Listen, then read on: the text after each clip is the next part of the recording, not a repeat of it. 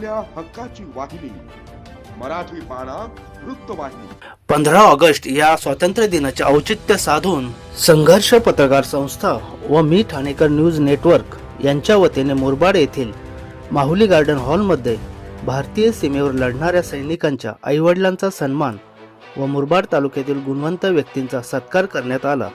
यावेळी संघर्ष पत्रकार संस्थेचे ठाणे जिल्हा अध्यक्ष श्री योगेशजी हजारे व मुरबाड तालुका अध्यक्ष नरेश म्हाडसे यासहित संघर्षचे पत्रकार तसेच मुरबाड तालुक्यातील अनेक मान्यवर उपस्थित होते.